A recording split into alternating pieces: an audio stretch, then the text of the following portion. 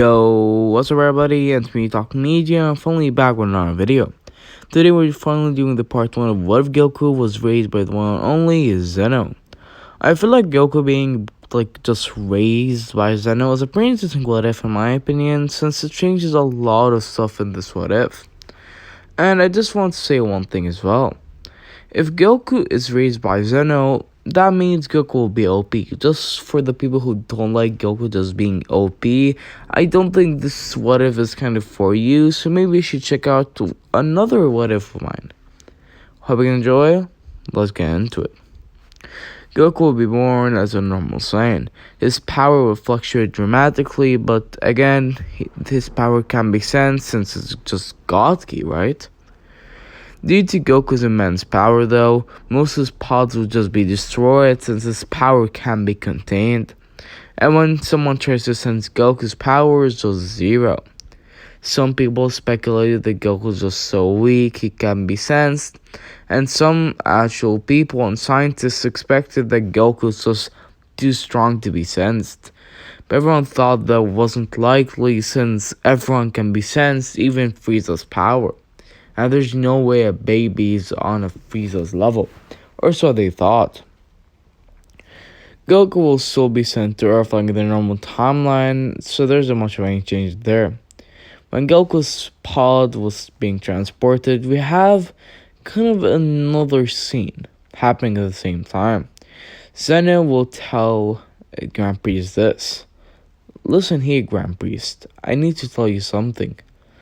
There's a Saiyan that was born a couple of months ago, and he's pretty powerful.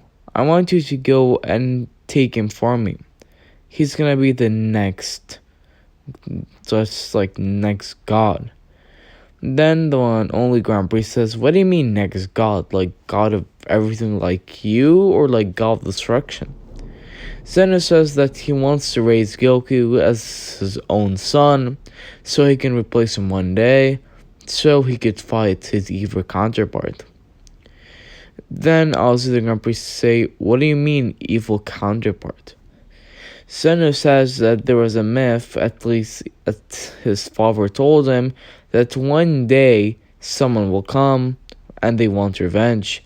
Apparently they're the counterpart of the original Zeno, but they were sealed. Some people say that the seal is still not destroyed. Some people think he's still waiting for the right chance to kill me. Just in case I do die by his hands, I want to raise someone as powerful as me, or even more, just so they could fight him. Then the Grand Priest says if he's sure that it's immortal, and even his Saiyans, as most Saiyans are very weak, and again, he's just immortal.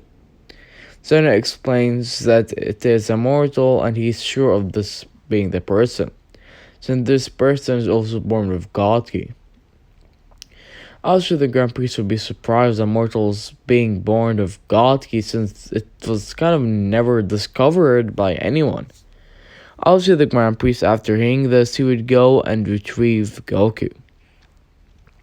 After retrieving Goku, he would go back to Zeno's palace, and Zeno would tell the Grand Priest to just raise Goku for a couple of years till he can train. Eventually, when Goku trains to be at around 6 years old, his power is somewhat at least decent to actually start real fighting. I would say that this Goku is pretty decently powerful, but not nearly like his old counterpart. But compared to his child self, he's way more powerful. Let me just give you an example. This Goku's power level is probably at least in the millions. A lot of people might think that's pretty surprising, but it's actually kind of not. Due to Goku just having God Ki, his power is kind of already multiplied. It's like when Goku got Super Saiyan God for the first time, his power was multiplied 40,000. If Goku's power level was just 100, automatically Goku's power level is way higher in the millions. So this is why Goku's that strong. When Goku's around 10, Goku finally actually starts training and getting Ultra Instinct. But honestly, Goku's still pretty weak and his body can't control a power like autonomous Ultra Instinct. But Zeno tells the Grand Priest this. Grand Priest, maybe giving Goku some experience might help. Yes, him being powerful is pretty nice, but with no experience, it doesn't really matter. Then Zeno tells the one only Grand Priest to just throw Goku in a random area, just to see how he does. Then I'll see the one only Grand Priest with content and just contact the one only Universe 6. Universe 6 God of Destruction Champa would arrive at the palace, and then I'll see Goku would tell them this. Who is this fat guy? Also, Champa being mad, he says, who's this mortal? Zeno would stand up with Champa shaking up and being scared, saying that this is his son, and if he has a problem with that. Champa says, obviously not, and he apologizes. Then the Grand Priest would explain that they want Goku to have some fighting experience, so maybe putting him in a random planet would help. And then Vados would also chime in, saying that if Goku seems like he's a Saiyan, maybe they can put him with the other Saiyans. Then also the Grand Prix would say that's probably a wonderful idea, so they took the 10-year-old Goku and throw him into a universe where they have Saiyans. Also, there's the same planet that also the one only the old Saiyans in Universe 6 were living in. In this Universe 6, the Saiyans are actually pretty nice and they aren't evil. So technically Goku essentially raised as an evil person. For a couple of years, Goku just lives on his own, training, getting stronger and stronger. This Goku is pretty much like the old Goku somewhat, but somewhat so different. He's a lot more serious, but at the same time he's pretty nice. And he understands that killing needs to happen and there needs to have a balance. Obviously, Goku would just start training to get stronger and stronger, and also just living off what he has. Eventually, Goku would go to kind of like a city populated, and then he would meet the King of all Saiyans in Universe 6. When Goku meets him, the King was actually pretty nice.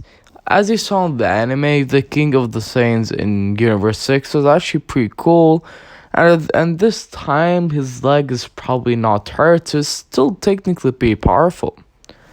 Then Goku asks if he could train with the King, and the King says sure. The King also would underestimate Goku, with Goku punching him once, and the King can feel the power, and the King went falling to the ground. Goku will start fighting with the King, and the King sees that Goku's pretty powerful and he's pretty much even higher than him. But due to the King's experience and techniques, and even combat skills, he can actually be still on par with Goku, even with Goku being far higher in power and tier. Eventually, Goku will tire out, and Goku will still learn a couple new techniques from the King, and even some martial arts in the way. Eventually, Goku's training arc on Universe 6 would end, and Goku would go back to Zeno's palace. When Goku arrives there, Zeno asks Goku if he enjoyed himself, with Goku saying he did enjoy himself for a couple of years. I'll say that Goku stayed there around 3 years. Then Zeno tells Goku that he needs to tell him something. Zeno explained that they found Goku going to a planet called Planet Earth in Universe 7. The main goal for Goku was just to train to defeat a certain person that's even on his level. But then he said that this person might not even be real. So he wants Goku to actually just live kind of a normal life for a while, just to double check if there's an actual person. Obviously, Goku would say who's this person, and Zeno would explain that this person is his counterpart. Then obviously Goku would ask if they're 100% sure, with Goku saying that yes, are you sure? Again, with Zeno saying that they aren't 100% sure, so that's why they want to go discover stuff. So Goku should probably go to Universe 7 and probably train for a while. Goku says sure, and he goes. And yeah, guys, if you guys enjoyed this video, if you guys want to sing about this wave, just comment down below. Hope you guys enjoyed, and we'll see you guys in the next one. Goodbye.